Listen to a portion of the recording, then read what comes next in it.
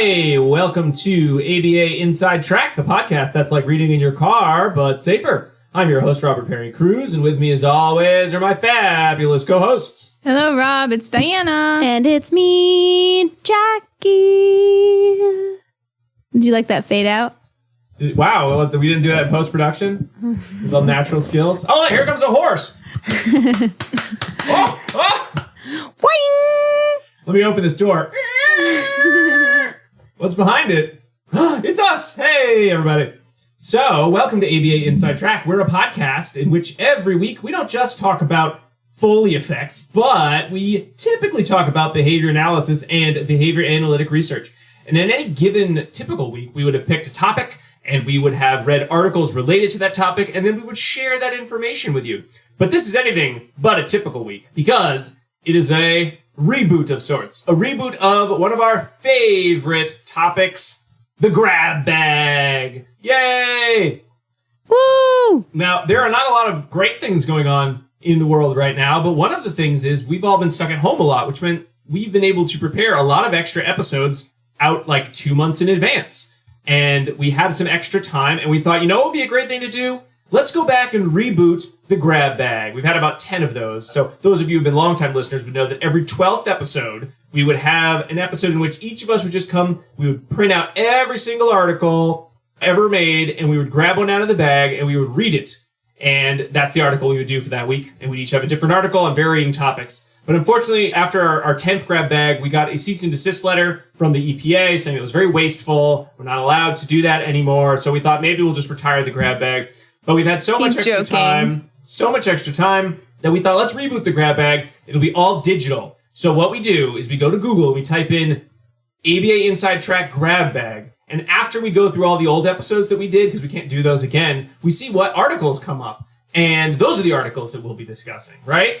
Does that make sense now? It's eco-friendly. It takes no paper whatsoever. You know, we were pretty fortunate. I think the articles we all chose were actually ones that were relevant to articles that we liked talking about in the past or maybe follow-up to old episodes. Don't know how that happened. Just all luck. All luck there. We lucked out. So that will be what we do, and we probably won't stick to the every 12 episode thing anymore. That was kind of becoming limiting. So we'll just do these every now and again when we have some extra time or when we see some follow-up articles that we want to bring to a grab bag. On Google, from Google searching grab bag. So that's what we do from now on. These are not planned out. It's spontaneous. We should do a live show where people throw articles at the stage and we just grab them. We have to read them quickly and then discuss them. Like a grab bag improv? That's exactly. Hilarious. I need a research theme from the audience. All right, so now that we know the rules, I'm sure you've all done your Google search and found something and you quickly read it really fast. Ready? Go. I'm good. I'm good. Wow, you guys are so fast. That's why you guys are doctors. I need a little bit more time, but I'll go first anyway. So, let's get into our grab bag reboot. So, the article that I found is called An Evaluation of Parents as Behavior Change Agents in the Preschool Life Skills Program by Gunning, Holloway, and Grealish from the Journal of Applied Behavior Analysis 2020. I'm surprised because I love talking about preschool life skills. I think we have like 2 episodes about preschool life skills. I think we've talked about them in previous grab bags. So the odds that I got this, I mean, wow, what are the chances? Just flew out. It out. also loves you. I mean, the Google algorithm has gotten pretty good at reading one's mind, so I guess we shouldn't be too surprised. The Google. So quick introduction. If you've never heard of preschool life skills before, we've certainly got a lot of episodes you could go back and listen to, but I'll give you a quick review of what that is. So PLS was developed by Hanley and colleagues back in 2007. It was a series of skills that were taught using behavior skills training to preschoolers, not necessarily with disabilities, but preschoolers in a preschool setting, with the goal of supporting teaching skills that will address the common functionally equivalent behaviors that we see. So anytime, why do children have tantrums at school? Well, they didn't get what they wanted, or they need attention, or they don't want to do something. Okay, well, what if we just teach them what to do in those situations? We should see less problem behavior. And also to find target behaviors that have really high ratings on questionnaires to kindergarten teachers, as these are the skills for school readiness that are the most important for preschoolers to come in with. So Hanley and colleagues developed 13 skills spread across 4 domains. The domains are instruction following, functional communication, tolerance for delay, and friendship skills. And by using behavior skills training, we're able to teach these skills in these contrived situations where they practice with the preschool students. These contrived situations would sort of just evoke a target skill to occur, or historically problem behavior. And then lo and behold, they found really great results in that almost all of the children were able to learn these 13 skills. They replicated this original study many times across many different preschools, across students with disabilities. There's always a lot of social validity. Everyone really loves running this program when they've run it. They've done some extensions in which they looked a little bit beyond. Could we use this without not just preschool skills? Could they just be called life skills? Because so many of these skills are relevant to everybody, regardless of age. If you don't know how to ask someone for something or to wait appropriately and you're 50, you probably need preschool life skills, even though you're not a preschooler anymore, right? That's an important skill. So this article really jumped out at me because it was a nice, not just a replication, but also an extension coming out of Ireland in looking to include parents in the use of preschool life skills model. And this is important because so many of these skills could be taught in a preschool setting, but not all children go to a preschool. Many children's first school experience is actually going to be in kindergarten. So if parents are able to use this program, you should see similar results, or you would hope to see similar results. This also, I don't get into it too much in the notes I took, but there was also a lot in this article about how Ireland's ABA services are not really as robust as they are in a lot of other parts of the world. So there's always a need for more support.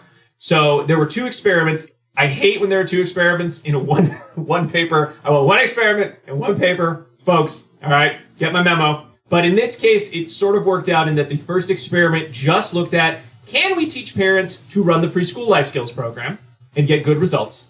Then in experiment 2, can we teach parents to run the preschool life skills program when their children are diagnosed with autism? So you kind of had to do both of the replications because that has been done in other studies. Luzinski's done a number of studies. What if they called it experiment 2, take 2? Then it would sound like the experiment 2 was bad the first time. They had to do it again. That's Experiment true. 2, we thought of some other things. Experiment 2, part 2. They're writing it. It's not like they're publishing it at the same time they're running the experiment. They had time to think through the fact they had these 2 experiments. Maybe Experiment 2, we could have put this in 2 different studies, which would have been better for us, but we combined them for you, the reader. But I'm telling them I don't want that. Social validity low. And I'm very important, so, that's how it goes, right? All right, let's get on to the study. Now, I think it makes sense to include parents in preschool life skills in that so much of ABA technology really, we're hoping, generalizes to use by parents. So why not actually do the experiment to say, hey, does this work with parents? Can parents engage in the components of the preschool life skills that are the most important, which are pretty much the use of behavior skills training and the use of the contrived event practice, which I know when I heard about that, it was like a light bulb went off of like, why don't we always do this? Because there's nothing worse than saying, I wish I could teach this child to learn how to ask for things, but they don't have anything to ask for. Maybe someday they will, and then I'll practice it once with them. When you contrive the situations, you get so many more opportunities for practice and feedback. So let's find out what happened. This also is useful because there's been other research on preschool life skills that have pointed to the fact that a lot of times these skills don't generalize until another caregiver or people in another setting are actually taught to follow the preschool life skills model. And then after that, you see the generalization occur. So you would expect this to be kind of a slam dunk. So in experiment 1, they found a number of families through invitation letters to folks who were receiving preschool services. They had flyers. I really did appreciate how much work they went to get consent from parents and from the kids who were in the study. They had these like color smiley face charts. They really included the parents, which you'd expect in a research article that's all about teaching parents to do something, but they always included the children as well, which I think especially for young children, you could totally have forgotten to do. Like, oh, the parents want it and they're little, so who cares? And the researchers here did not. So kudos there. So we had 6 parents, 7 children, making up 7 dyads. We had one parent who was, hey, let me do this twice with 2 different of my own kids. That was nice of them. Yeah. Kids were all about 3 to 5 years old. Only one had a history of delayed speech. Because again, in experiment 1, we're looking, can we replicate PLS when teaching parents with children without disabilities? So there are a lot of things that they were measuring in this because again, I think anytime you're trying to run something that you're hoping to run with a larger population, you want to do all the data if you can. So they looked at, did the parents use the PLS teaching strategy? Did the children increase in their ability to use the PLS skills or engage in the PLS skills, which the researchers just called PLS, which I kind of didn't love as a name because I get why they called it that, but I got a little confused sometimes. And they also looked at the percent correct performance of the children when an evocative situation was set up. They looked at parental knowledge of teaching strategies after the fact, doing kind of a little questionnaire. For experiment 1, they did a generalization of the PLS skills, and they also looked at, social validity of the program. So they did some social validity questionnaires. They did some other indirect tests as well. So there were a lot more questionnaires than you would think you would need, but that seemed to be kind of what they wanted. They wanted as much information as possible in their pilot here. So the data pretty much would just look at anytime they set up a situation to the parent. So they do a training with the parent, and they turn it over to the parent and say, okay, it's your turn to run whichever of the preschool life skills they were running that day. Did the parent engage in what they called correct teaching, which meant the parent set up an evocative situation for the target skill. If the child engaged in the PLS, they delivered positive reinforcement, or if the child engaged in a problem behavior or didn't quite engage in the correct skill, they provided corrective feedback. So that was really what they were looking for. And it was nice if the parents messed up in their teaching, they didn't then score the child's response at all. So they only scored a child's response if the parent engaged in correct teaching. So the children weren't penalized for getting something wrong when they weren't actually being taught the correct thing. And that was really the key measure they were looking at, as well as did the children learn the PLS. So, they had a lot of other, like I said, a lot of other indirect measures. I'm not going to go into all of them because you will find them less interesting than I think the researchers did. And that someone who's really interested in PLS long-term might, but you can certainly take a look through, questions like, oh, do you think this helped? Or did you think that things were better? Not just did you like the program, which was the social validity questionnaire. They did a multiple probe design across the different units of skills, and then they repeated it across the dyads. All the dyads really just went through the same teaching and testing sequence. So you teach a number of skills during your intervention. So you'd say, okay, parents, we're going to teach these skills today from the units. And then the next week, they would say, all right, let's review some of the old skills. Let me see that happen. Now we're going to learn these new skills. And they repeated until they went through all 13 skills for all except for, I think, one dyad. And then they do a final session post-test where they're just like, all right, show me what you got, parents. And the parents would need to show all of the skills. So set up the evocative situations, provide reinforcement, provide corrective feedback. The sessions were scheduled to be weekly for about 1 to 2 hours, though they didn't always occur weekly based on, parents needing to cancel or reschedule. So the overall procedure was multiple probe design across units of skills, and it was repeated across various dyads. They all sort of followed the same teaching and testing sequence. They do one unit really at each intervention from each of the units, and then at the end they do like a big post-test. Baseline, they really just introduced themselves, they provided an overview of the program, they allowed everyone, including the children, to ask questions, and then they sort of just set up these little trials where like, let's do an activity, and they sort of see what the child did. There were no program consequences for the engagement in PLS or problem behavior or in some other behavior that almost equated to a PLS. They take little breaks in between the different activities. And then after the baseline sessions, you'd see where the child was, and then you would engage in the intervention sessions. So in this one, they'd always start by looking at any skills that had been previously trialed. So they'd say, okay, let's set up the time. I want you to set up the skills we did last time to see if how well maintenance went. Then they'd move on to the new session. The parent training in experiment 1 was all in vivo behavior skills training for that new unit. Then they give the parents a chance to independently provide the PLS skills by just setting up the activities, prompting the children through use of evocative situations if need be. And then at the end, they do like a little summary of like what we learned today.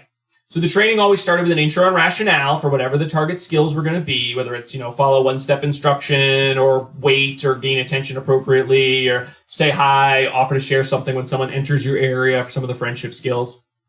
The experimenter would model what does a PLS look like? What does problem behavior look like? What does partial completion of a PLS skill look like for both the parent and also for the child? Then they'd give the parent a chance to role play with 2 or 3 evocative situations. They'd provide any corrective feedback as needed. The researcher would then do the PLS, the problem behavior, and then the partial, and then swap roles for about 5 average trials or 5 average role plays across each skills per unit. And it was nice because even though the focus here was on the parent learning to do the skills, they'd include the child and say, hey, while we're doing this, you identify whether, I or your mom or dad did this right or wrong. So the child was included throughout. I like that. Yeah, it was really cool that way. It's clever. They would then set up a brief closed-ended activity with the child, like something like a puzzle, so that the researcher could model the whole teaching procedure. They do about 3 to 5 trials within that chunk of time. They'd then discuss sort of like, what did I do here? What were the evocative strategies I used? How did I use corrective feedback? How did I use positive reinforcement? Then they'd say, all right, child, here's a bunch of activities. Pick one. And then the parent would set everything up. And then they would do the PLS teaching. They received corrective feedback. If they made a mistake on anything, they didn't set up the evocative situation. They provided the wrong, either praise when they shouldn't have or corrective feedback when they shouldn't have or vice versa. They gave intermittent descriptive praise to the parents contingent on doing something like, that was a perfect evocative situation you set up, for example. I don't know if that was one. I just made that one up. Pretty good, eh? And they do about 25 trials on average per session with the parent. They'd set these pretty good criteria for when they were going to move on. So they'd set it up for like the parent had to engage in 90% correct teaching across 20 trials before moving on. Then as time went on, they'd sort of change that to like, okay, only 90% correct across 10 trials or 3 correct consecutive trials with 10 good ones total. So they made it easier to sort of move through, which again kind of becomes a limitation later on that they discuss in that they really weren't looking at how the child was doing, only how the parent was doing. So they'd keep going as long as the parent was engaged in the appropriate skill. That's interesting. Yeah. I wonder what their rationale was, like when they started the study. Maybe it's like, oh, but we're really looking at the parents, but then they're like, uh-oh. I guess some of it being if they can teach the parents to use this well-researched program and the children just do not learn from it, that wasn't expected to be the result. I mean, I think they expected that the kids would do fine if a researcher did this. Would they do fine if the parent did it? So if the parent did well, you'd expect to see those same results. Maybe, maybe not. They do mention it as a limitation, especially when you start adding in children who are not neurotypical, who might already need more practice in some of these skills. So that it does come up later as a limitation. At the beginning of every session, like I said, they'd go back and say, okay, let's do some of the older skills, the older materials. They'd still deliver corrective feedback to start. They describe what the error of the parent was. They'd model the correct teaching. So they did get to keep practicing all 13 of the skills throughout the various training sessions with the parent. If they did see that there was more problem behavior than correct preschool life skill engagement, they would do additional practice opportunities. So they were paying attention. It wasn't like they didn't know if the kids were doing well or not, but it wasn't a criteria to keep going forward. They just would practice some more. They had a lot of really nice visuals that I appreciated in this article. All the parents had this prompt sheet that had a description of what BST is in non-technical terms. They allowed them to write down notes. So when they were going through the training of like, what would an evocative situation for skill 2 be for you? So what situations evoked problem behavior? What would evoke the use of these skills? They also had these nice trackers that you could post. So they'd have reminders of what's the skill we're working on this week, everybody. And then stickers the kids could put for, these are the skills I've learned, these are the skills I'm practicing. And they've used that previously in other research, but it was nice they had these sort of big documents for the parents to use.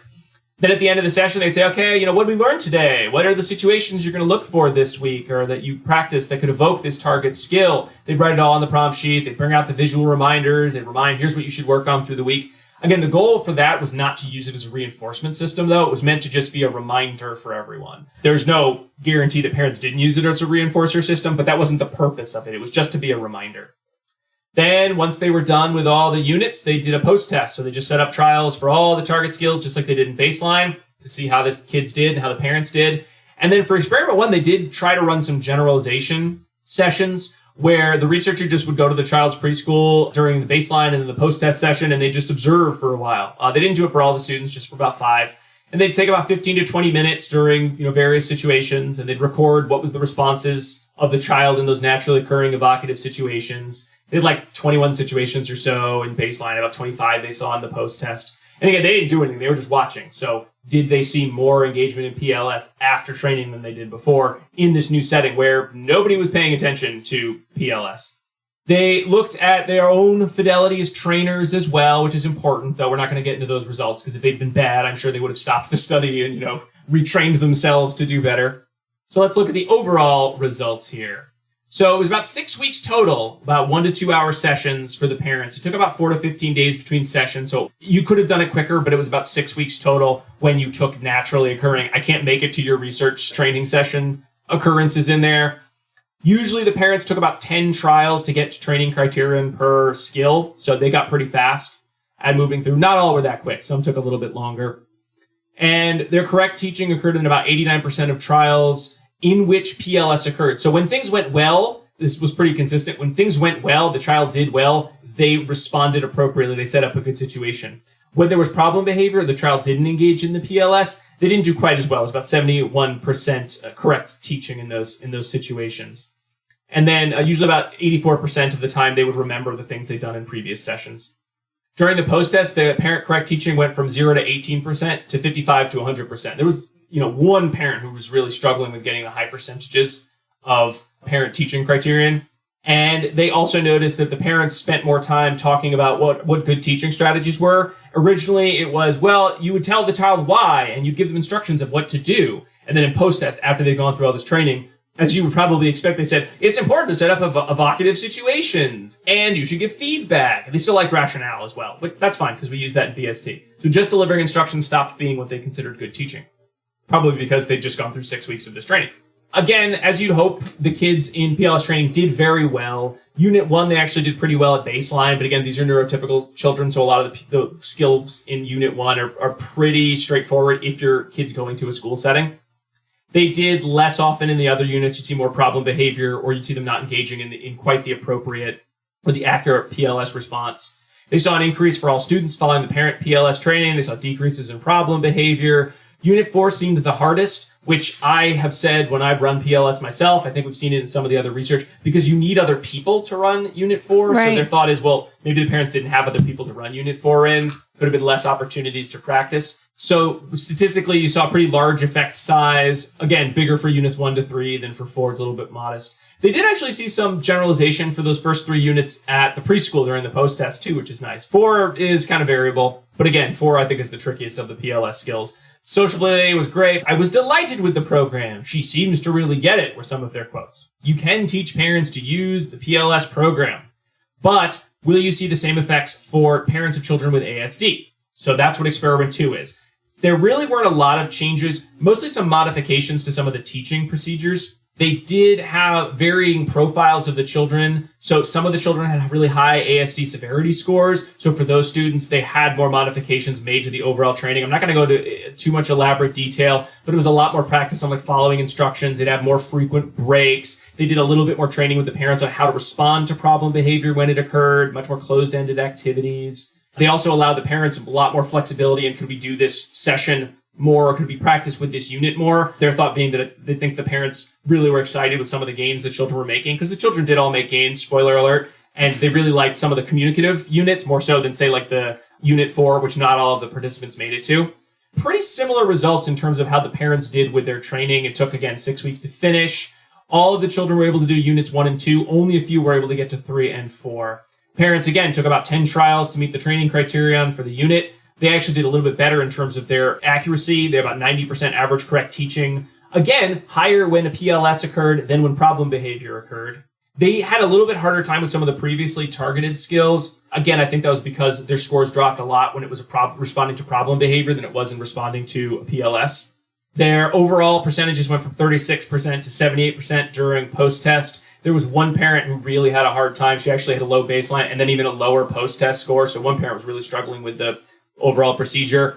Child results were pretty positive. Unit 1 especially, all of the children did a lot better. It was inconsistent, though, in units to 4. They saw, again, for some of the students, and it was the students who, in terms of presentation, were more like their neurotypical peers from experiment 1. They were able to move through the program quicker. The students who had higher scores in ASD severity did struggle a bit more with the skills. So they did better in units 1 and 2, but they didn't always get to unit 3. They didn't quite make it to as high a level as, say, some of the other participants in the study. But they all did make some really nice gains overall, which was always good to see. And decreases in problem behavior.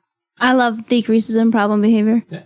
So again, when you look at statistics, was the PLS as effective? You didn't see quite as strong a correlation there for some of the students. For the ones, again, who had a lot of speech, lower rates of problem behavior, it was a large effect. It was a more moderate or small effect. For the children who had less speech, they had a harder time following instructions, more rates of problem behavior, or higher rates of problem behavior. But again, all the parents felt it was a very good program. They really liked using it. So, going forward, PLS as something that we include parents in would be a really good idea, I think. It's a skill we really want to see children engaged in anyway, so why not include parents in these skills? They're also skills that I think, especially from this research and from previous research, would have high social validity with parents, because they're all skills that we want to see little children doing. Asking appropriately, following simple instructions, saying hi to people when they come in. These are all examples of PLS skills. There's going to have to be a lot more research. I mean, there has been some for children with ASD and children with other types of disabilities, which often is a matter not necessarily of more practice, that can be important, but really thinking about how is the practice presented. This research also, I think, pointed out that while parents really were able to learn new skills related to praising children and giving feedback about how to do things correctly, there was a sense from the researchers that some of the learning histories parents had of how to respond to problem behavior was sort of masking how they would respond by giving corrective feedback and then having the child do the skill again. So they kind of were probably going to old patterns. I think that, if you're a parent, you probably do the same thing. You could do better. But when things are going well, you're all positive and you give a lot of praise. When things aren't going well, you fall back into your old patterns of like, why are you doing this? Getting mad. I tend to do that myself sometimes. So for parents with children with more problem behavior, there may need to be modifications. And it's not necessarily clear what those modifications would be because that wasn't a focus here in the study. So again, how can we help parents with responding differently to problem behavior so that they're able to respond a bit better to some of those lessons related to increasing PLS skills in some of those areas? And again, with students with less verbal behavior, are there other prerequisites we should be looking at before embarking on the use of PLS? And then also, while we saw some positive generalization results, it's not like it was a slam dunk. They did so much generalization in all the settings. So that would definitely be an area to look at. Do we need to continue to include more training with other individuals to see generalization, or will these skills sort of spontaneously appear in other novel settings? Yeah. And then they also, like I said, talked about what's the criteria for the PLS in the future. They really only looked at criteria for the parent training, not for child progress. And that might be why some of the results for the students in experiment 2 weren't quite as good as in experiment 1 because they weren't paying as much attention to those results. They sort of just kept going with the parents and kept going with the units, even though the children probably needed more practice with some of the older units before moving on. So another fun extension into the PLS universe, I thought. And I hope you did too. I did. Good. I hadn't read that one yet, so it's nice to hear your summary of it. Excellent. Well, that was a long article, so why don't we take a quick break and then we'll come back and we'll continue on looking at our grab bag choices. We'll be right back.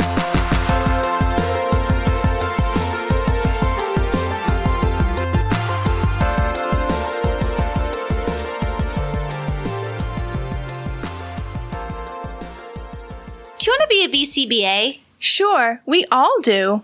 Now you can come to Regis College in Weston, Mass. to get your graduate degree. Choose from any one of these courses. Masters of Science in Applied Behavior Analysis. Masters of Science in Special Education. Dual degree in Special Ed and ABA. Or be eligible for your postmaster's certificate. You can complete your degree and be ready to sit for the exam in 2 years. And our 2017 grads had a 100% pass rate on the BACB exam. Come enjoy practicum placement support, ethics mini handbooks, PhD-level professors, small class sizes, and a service trip to Iceland. If interested, don't delay. Supplies are limited. Learn more at regiscollege.edu. Again, that's www.regiscollege.edu, regiscollege.edu. One more time, www.regiscollege.edu. See you there!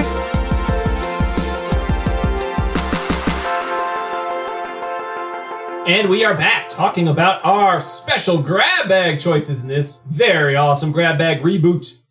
Now, before we get into Jackie and Diana's grab bag articles, I want to remind all you listeners that ABA Inside Track is ACE approved. By listening to our show, you can earn 1 learning credit. Huzzah! All you need to do is finish listening to the show, then go to our website, abainsidetrack.com/getceus, to type in our 2 secret code words. I'm going to tell you the first one right now. It is CHIP, C-H-I-P, like a credit card chip, or potato chip, or a chip, Dale, chip.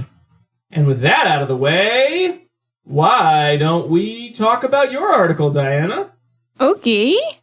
Thank you. Google selected an article for me that I'm really excited to share with everyone because it's interesting research that I saw presented one time, and I was like, ooh, I wonder when that's going to get published, and then it was published, and so now I get to talk about it. So the article is by the authors Milata, Reeve, and Dickson, and it's titled A Blueprint for General Case Procedures, illustrated by teaching adolescents with ASD to use a chip-debit card. You do love general case analysis. I do. Mm-hmm. You're right. I totally do. And every article that has ever been published. It does seem sometimes. So it's easy for Google to find you articles. I guess that might be true. Maybe you should do a general case analysis of what I love about certain articles. If you're just listening and you're not watching us while we record this, Diana really thought long and hard, have I ever really hated an article? And the fact she said nothing after makes me think she couldn't think of an example. She's like, I love them all. I think we try to pick articles for the show that we want to talk about, right? And we're not going to speak ill of them on the show either. So we have a self-selected group of articles I think we choose to discuss. And this article was published in Behavioral Interventions in 2019. So like I said, I thought this was a cool article, right? Because they're teaching people how to use those newfangled debit chip card readers that I know when they came out. It says it was in 2015, but I think it kind of took longer to get through the country. I know that when they first came out, I found them to be different than what I had used before. And I could see how it might be difficult to learn how to use one because they are all a little bit different, right? So the idea behind general case analysis is that you take a look at all of the examples occurring in the natural environment of how a behavior might need to occur, right? So there's two components to this that I'm going to get into. But the first part is you just got to go around and figure out, right? Like, if I were to need to use a chip card reader, what might it look like in the natural setting? And as I started to think about this, I think that there are actually a lot of examples of these types of automated systems that we have in our society now that present with the same types of challenges, right? Where it's like, if you learn how to do it on one particular model or one type of system, it may not necessarily translate to another one because there may be some subtle differences that would require additional discrimination or some types of, response generalization, etc. So I had other examples of that as well. If you kind of start to think about it, you guys might think of your own too. So like using gas pumps, how to pay at those are often very different, right? Soap dispensers, I know I've talked about that example before. The pump versus the automatic versus the wall place soap dispenser. Sinks as well can have numerous different types of faucets or ones where you don't even need to turn the faucet handle at all. Hand dryers are a similar story.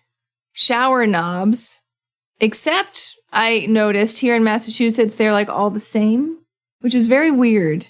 There must be some type of monopoly on the shower faucet access. It is very true, actually. Yeah, but other places there's like a multitude of different types. And then I moved here and I was like, they're all the same. Everywhere you go, it's the same one. It's the only one model.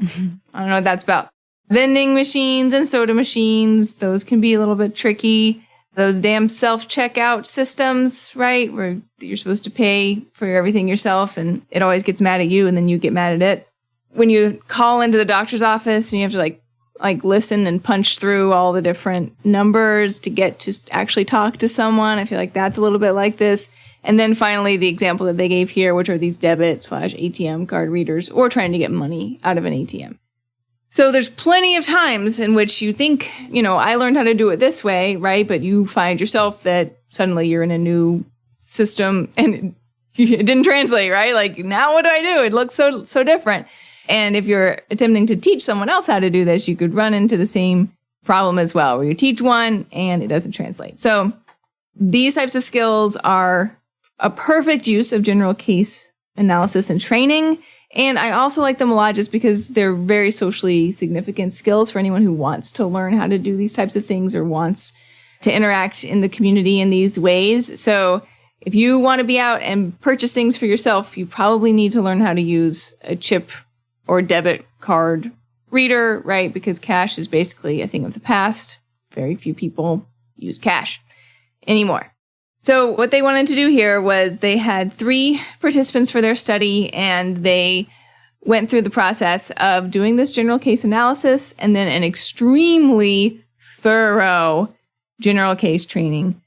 And I can't wait to share this article with other people to explain to them what it actually means to do general case analysis and training, because my goodness gracious, it is such an in-depth process that you cannot, it's not something that you're just going to get done in a day, right? Like, it is very thorough. So this is a wonderful example of going through and seeing all of that. We did a full episode on general case analysis, episode number 73, if anyone wants to go back, listen to that. But this article was not published at the time, or I probably would have wanted to include it because it's just so thorough what they did. So they had 3 teens who were interested in learning how to purchase in the community, and those were their participants. All of them had some level of intellectual or developmental disability. And the goal was to teach them this generalized repertoire of chip card use. But before you can teach something, you have to do the general case analysis part first. And they actually had a really nice diagram in this article, and the diagram is what they describe as the blueprint in the title. And it breaks down general case analysis and general case programming, or what I've been calling general case training, into all the components necessary to actually get the job done. So for general case analysis, this is straight from figure 1. What you need to do is define the instructional universe, identify the required responses, categorize those responses, identify a critical stimulus for each response, assign a critical stimulus dimension to a response category, identify and categorize non-critical stimulus dimensions. Okay, so all of that needs to happen first. And then once you have that info, you can do the general case programming. And that requires you to create exemplars with combination of critical and non-critical stimulus dimensions, assign exemplars for teaching, assign exemplars for generalization probes, and then sequence those teaching and generalization probe exemplars. That's a really thorough blueprint to do general case analysis. Yeah. Because you could take that now and use it for other things. Yeah. I know. It's great. Whatever you want. Whatever you want. It's like the whole idea of a blueprint, I guess. No, You could build a house out of it. It's super useful. And in doing this, and I'll describe what they did, but they made plans from the beginning to incorporate the components necessary for generalization and maintenance, right? And that's like the whole idea, Stokes and Bear idea here. So the components of that they mentioned were teaching loosely, programming common stimuli, sequential modification, using intermittent schedules of reinforcement, and incorporating natural contingencies of reinforcement, right? So it's a great article to review and talk about generalization as well as the general case analysis, which, I mean, of course, they go hand in hand. They wanted to ensure that this was going to be something that was relevant for them as well as like within their reach. So they had participants who were between the ages of 18 to 25. They needed to be able to receptively identify numbers 0 through 9, be able to read the sight words that were going to be part of the debit card reader prompts, follow 1 to 2-step directions, have experience with a token system, and have no history with a debit card, but history with video modeling, so that's what they needed to use, and no challenging behavior that would prevent them from participation. So through that process, they ended up with 3 participants, Evan, John, and Sean. And they went through just the general case programming part, right? So the analysis is all the pre-participant part. They had parts of the study where they did training, and then parts where they used actual card readers in the environment for the generalization. But during training, they had simulated automatic payment machines, which they call APMs. And for each of the participants, they set up a bank account and a debit card by the experimenter, which I just put a bunch of question marks by, like, how? How did they do that? That seems hard and complicated, but they wanted it to be real, so it was real. But I don't have answers on exactly how they did that. And then in the generalization probes, they gave the cashier who was going to be interacting a little handout beforehand so they could kind of explain to them, like, this is what we're doing here, and this is what to expect. So I thought that was also kind of helpful, right, for them. All right, so for the general case analysis, here is what happened. They needed to determine this quote-unquote instructional universe, right? So like the idea is like any chip reader that these participants might encounter. Well, that's awfully big. So they said, well, how about we do the ones that they're likely to encounter soon. So they said 5 to 10 mile radius of the school so that they might visit like on a shopping trip during the school day. And they would have at least one preferred item of the participants there. So they would have a reason to go to that store, and that use the chip card reader. So through that process, they ended up with 4 stores. That would be so fun to go on that adventure, right? Yeah. Be like, all right, what stores are we going to now? Let's do it. You can pick anything you want in the store. Let me know what you want. So the stores they ended up with are CVS, ShopRite, Target, and Wegmans. Fair. Yep. Just so you know, there is something I would want to buy at each of those stores. Me too. Yep. And so then what they did, so they went there, it's this little recon mission, right? And they looked at each of these different chip readers. Presumably they had to talk to the people about what they were doing. They were like, hey, how are you? And they're like glancing, side glancing at the chip reader, being all creepy. Yep. So they analyzed each topographical response that was required to go through the process of buying something on this particular chip reader. They looked across all of the chip readers at what was different amongst them and what was the same. And they found that there were 9 categories of responses that were going to need to be trained. Some of them were on some and some were not on others, right? But they wanted to get the whole picture. So these things that you might need to do with the chip reader were skipping store membership, inserting card, selecting payment type, selecting cashback, selecting donation, entering a PIN, leaving the card in the machine, removing card from machine, waiting for cashier. Remember when we first got them and they were all set to like, do not remove card, right? And it would tell you that and then all of a sudden be like, remove card! I feel like they've toned them down since then. They have. Quieter, yeah. Mm-hmm. Yeah. Those were the things they needed to look at as far as responses go. And then they looked at the critical and non-critical stimulus dimensions of each response. So a critical stimulus dimension is defined as, quote, single stimulus dimension that should evoke a specific response to occur. So an example of this was like the word insert. Okay, so only when you need to put the chip reader in did it say insert, and that in and of itself was sufficient to evoke the response.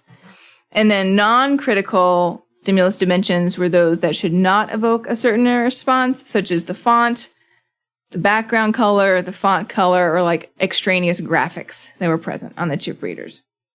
So they went through each of these and described in detail every critical and non-critical stimulus dimension associated with each of the 4 chip readers for each of the 9 potential actions. Easy peasy. No big. Right? Just hanging out at Wegmans. Yeah. So then once they had that, when they had all that background info, they were ready for the general case programming. So for this, they created 5 sets of simulated examples based on all those 1 million different permutations, right? And these were their exemplars.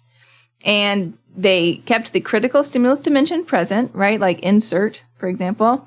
But they varied the non-critical stimulus dimension. So different ones would have different color background or different type of font or had extra words that didn't actually matter on them, right? And they rotated through those exemplars during training. They had 20 different combinations of varying words, and they rotated instructions, and they rotated those as well. So what they were looking for was within stimulus dimension generalization across the exemplars. And once they achieved that, that's when they would conduct the probe. Yep, makes sense. Okay, great. So they planned all that before they did any training. Then they had to do their training. First of all, they did a pre-assessment to make sure the sight words could be read, right? And they did a baseline where they just gave the person the card and the machine and said, your total is X amount, and looked to see what they did. Then they made video models from a first-person point of view with the model's hands and the machine. They made 20 different videos for their 20 different exemplars, right? And the dependent variable that they were looking to measure once we finally get to the training part is performance on a 17-step TA, which included many of those 9 responses, plus some other pieces of them that I mentioned earlier. All right, it was a multiple... And many more. It was a multiple probe design across participants. They made sure that they had preferred items present through a preference assessment. They did use snacks. That's okay. You usually buy snacks. You do, right? Yeah. At all the places that they mentioned. Yeah, I'm into snacks. Yeah. That's the only reason I will use my chip card is because typically I can then purchase the snacks afterwards. Right? Chips. They're like, oh, you want to pay for your taxes with the chip card? I'm like, no. I don't know how. I refuse to learn. Okay, so like I said, each of those response categories had 4 teaching exemplars and then 1 generalization exemplar within the stimulus dimension. They trained these for 10 to 15 minutes at a time. They practiced purchasing a variety of items. They did baseline. And then they had 2 teaching components, one with the video, where they watched the video and then performed or had the opportunity to perform the skill. And then once that was up to 78%, then they removed the video and looked to see performance maintain and continue to improve up to 100%. So the mastery criterion was 100% with no video. And then they did a post-intervention probe. That was the same as baseline, right? That's a lot. It is a lot. They went for it. It's 100% a lot. And it's cool, Did it but pay off? daunting. Did it pay off? It did. Phew. It did pay off. So the results looked great.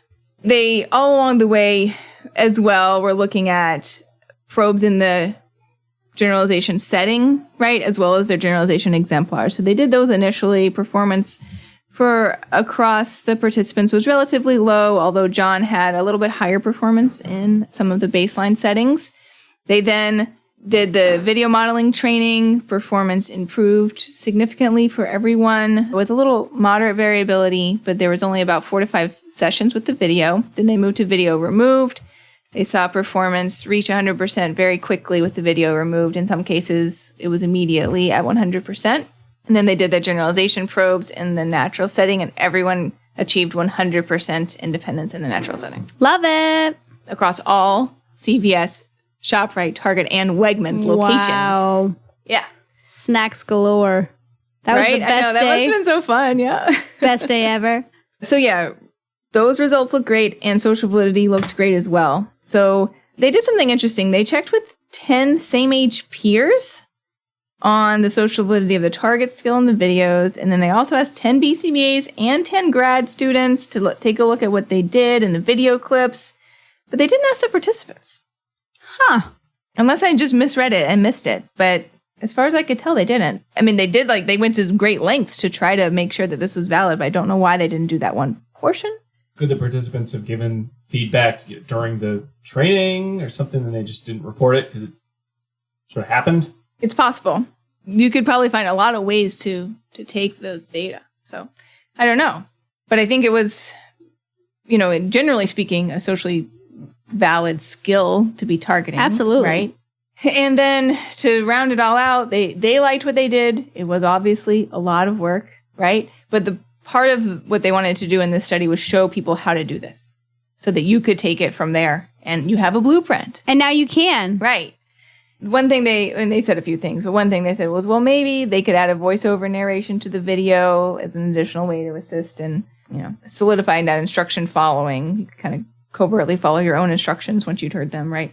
So that was an idea. And then they said that most of their participants reached mastery after only 8 or 10 of the 20 exemplars that they prepared. So maybe they did a little bit of overkill, but that's okay because that was the idea, right? Sometimes you have to. Yeah. Let's think about every single permutation that we could.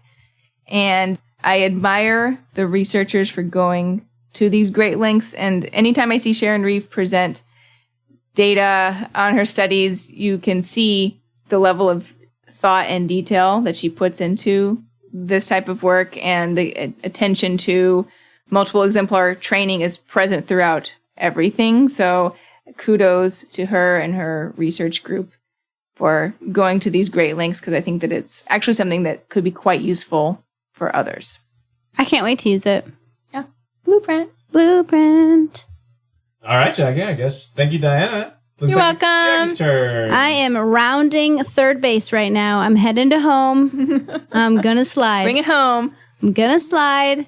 And as I'm sliding, I'm going to talk about my article, which is a little bit different than yours. Luna and Rapp, and it's entitled Using a Checklist to Increase Objective Session Note Writing Preliminary Results. Ooh. And this was published in 2019 in Behavior Analysis and Practice. And I had picked a couple articles before this one, and then I saw this one. I was like, this might be really useful for people, right? Because just like the authors say in their introduction, there is a huge rise in the number of individuals working with children with autism, specifically at the level of an RBT, or the Registered Behavior Technician, right? And so supervision and teaching, you got to do a lot there, right? And so the RBTs actually have their own task list. And when I ask someone who is an RBT, do you know that you have your own task list? They're like, we do. So you do. Yep, you do.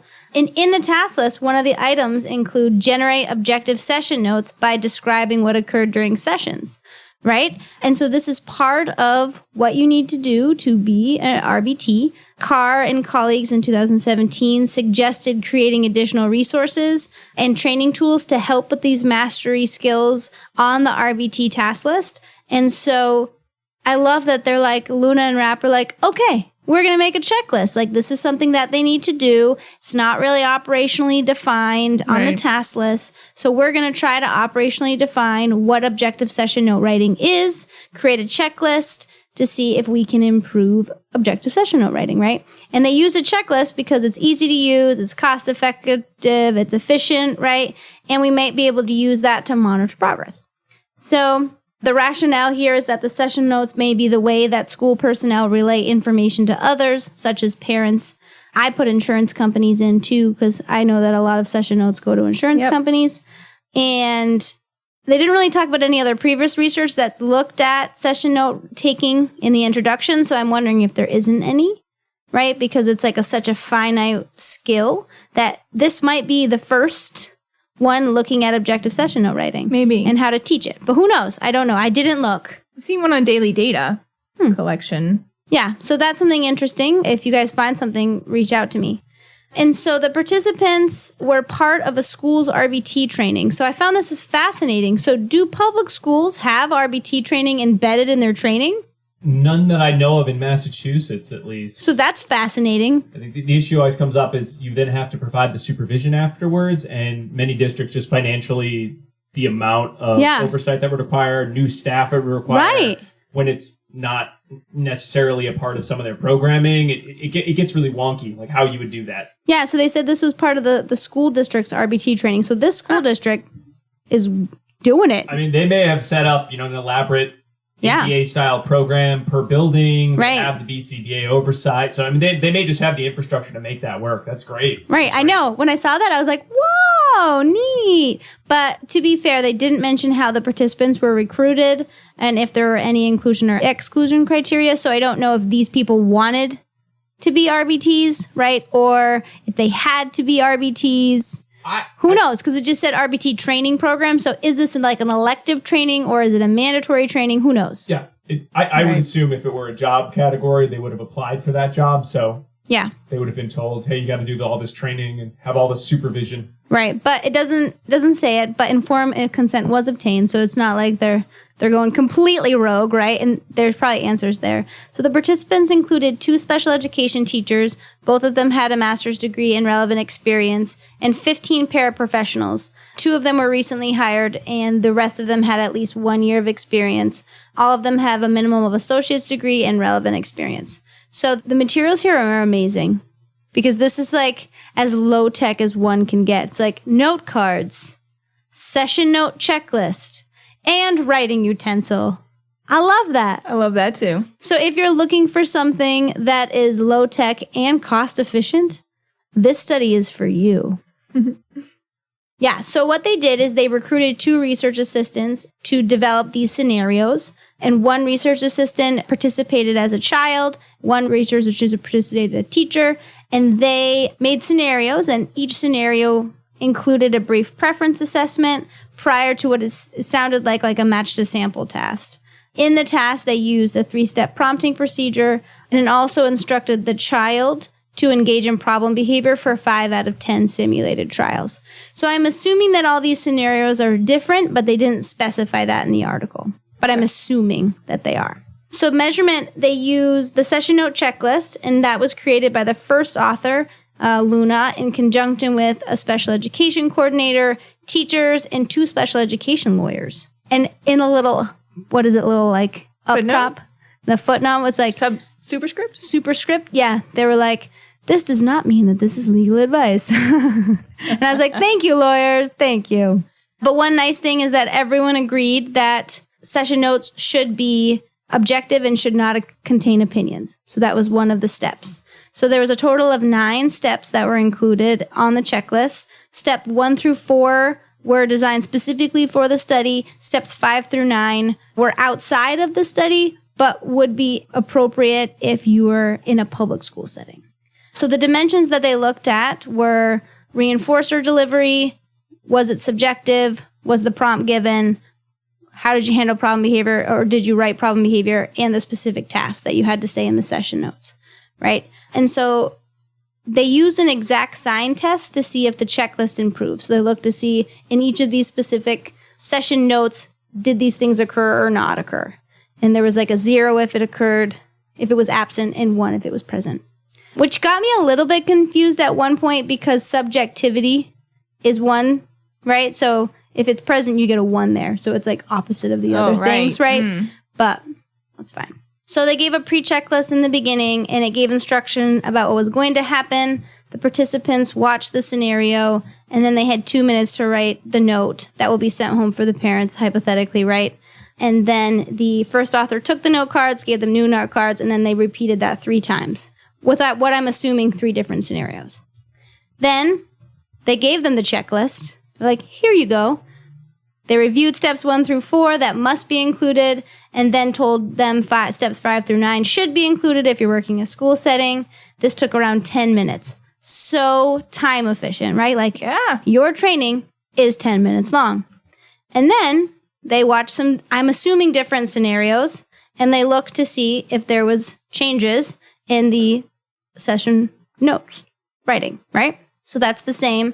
But again, it didn't specify if they were new interactions or the same interactions, but I'm assuming that they were different. So to be scored as present in the first dimension, which is reinforcer, it must state that the specific putative reinforcer was delivered in this scenario. So they were working for an edible, tangible. They said that item was scored as present. If anything else happened, it was a 0, right? They wanted to ensure that it did not contain opinions for the subjectivity section. If problem behavior was used as an adverb, he acted aggressively, that was a minus, that was subjective. If they were in a bad mood, that was subjective. If they described the session and if they wrote the phrase in a bad mood, or like I could tell you were in a bad mood. No, like how you glared at your session note. Right, no, like Jimmy was in a bad mood. Okay. That was subjective. And writing about a participant's personality, like she needs more patience. That was considered subjective. We'll be running the patience program tomorrow. Right. They looked at prompting. They scored a 1 if it specifically described the prompting used in the session, like hand over hand, verbal model, right? But they scored a 0 if they said needed prompting or needed assistance. So you had to say the specific prompt that was used. Problem behavior scored a 1 if the problem behavior was written in its form, such as self-injury occurred, hand biting occurred, and scored 0 if it didn't mention problem behavior occurred, or just said problem behavior occurred. That was a 0. And then they looked to see whether the specific target was described in the scenario. That's it. Quick, right? They had I'm liking this. Yeah, good interquarter agreement. Wait, you like this, Diana? The lowest interquarter agreement was 85%, which is well above our 80% Unite Gold standard. So they used a pre-test, post-test. And I wanted to put this in here because I was just talking to someone the other day. Like, I haven't seen a pre-test, post-test be published in a long time. But they used a pre-test, post-test, and they used this exact sign agreement. So they had like a little table that showed whether participants improved, worsened, or no change across the dimensions. Is this why they get the colon preliminary results? I think so, right.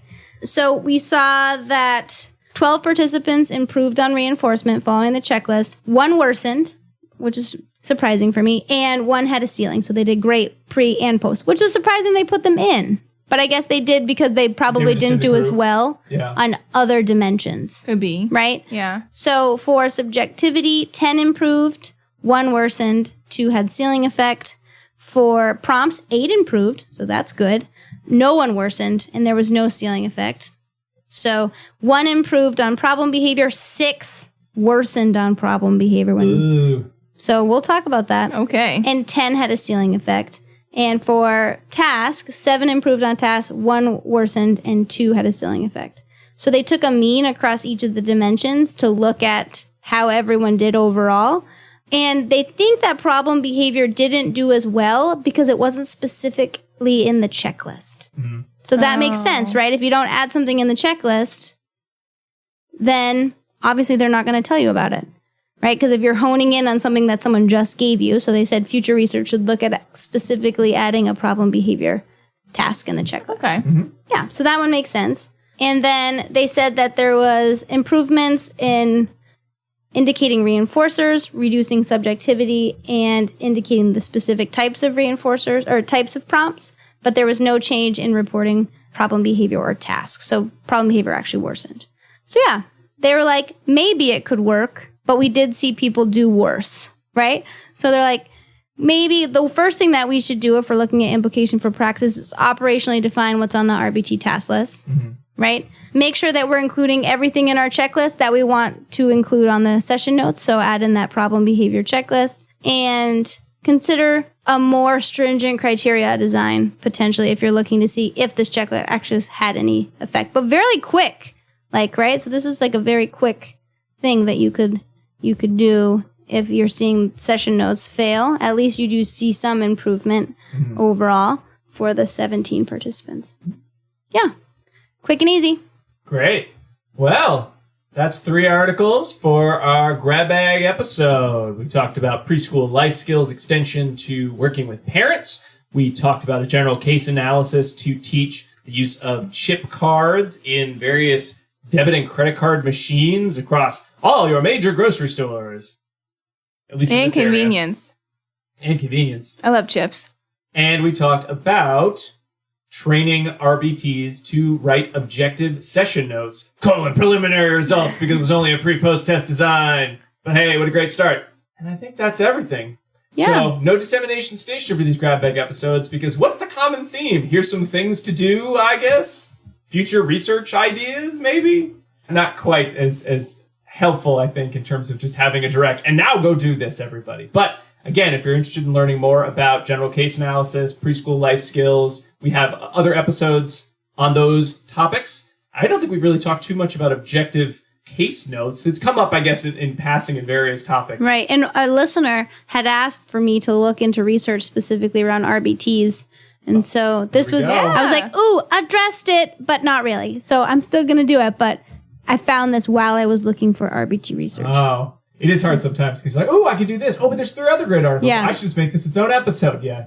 Can be tricky with those grab bags.